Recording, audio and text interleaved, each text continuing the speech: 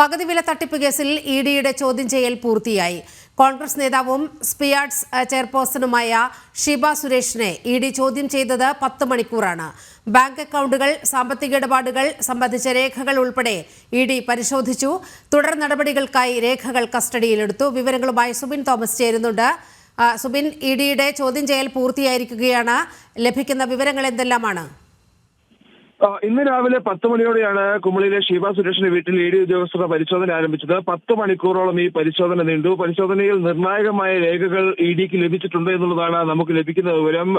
ഈ പാതിവില തട്ടിപ്പ് കേസിലെ മുഖ്യപ്രതിയായ അനന്തകൃഷ്ണനുമായി ബന്ധപ്പെട്ടുള്ള സാമ്പത്തിക ഇടപാടിന്റെ രേഖകളാണ് ലഭിച്ചിട്ടുള്ളത്. അതോടൊപ്പം തന്നെ ഷീബ സുരേഷിന്റെ ഫോണിലും ഇതുമായി ബന്ധപ്പെട്ടുള്ള നിർണായകമായ തെളിവുകളും ഫോൺ സംഭാഷണങ്ങളും എല്ലാം തന്നെ ഉണ്ടായിരുന്നു. അതുകൊണ്ട് തന്നെ ഷീബ സുരേഷിന്റെ ഫോണും നിലവിൽ ഇഡി കസ്റ്റഡിയിൽ എടുത്തിട്ടുണ്ട്.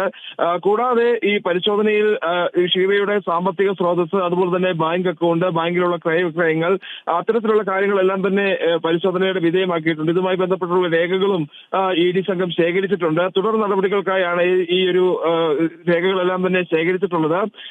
ഈ ഗ്ലോബൽ ട്രസ്റ്റ് ചെയർമാൻ ആനന്ദകുമാറുമായി ബന്ധപ്പെട്ടുള്ള ബന്ധപ്പെട്ട സാമ്പത്തിക ഇടപാടുകളുമായി ബന്ധപ്പെട്ടുള്ള ചില വിവരങ്ങളും ഇഡിക്ക് ലഭിച്ചിട്ടുള്ളതായാണ് സൂചന. അത്തരത്തിൽ ഈ തട്ടിപ്പിന്റെ ഒരു മുഖ്യ പാത്രം, അല്ലെങ്കിൽ തട്ടിപ്പുമായി ബന്ധപ്പെട്ട ഒരു മുഖ്യ കണ്ണിയായി ഷീബ സുരേഷ് മാറുന്നു, അല്ലെങ്കിൽ അതുമായി ബന്ധപ്പെട്ടുള്ള അത്തരത്തിലുള്ള തെളിവുകൾ ഇഡിക്ക് ലഭിക്കുന്നു എന്നുള്ളതാണ് നമുക്ക് ഏറ്റവും പുതുതായി നൽകാൻ കഴിയുന്ന. പകുതി വില തട്ടിപ്പിൽ ഇഡിയുടെ അന്വേഷണം പുരോഗമിക്കുകയാണ്. സുബിനാണ് വിവരങ്ങൾ പങ്കുവച്ചത്.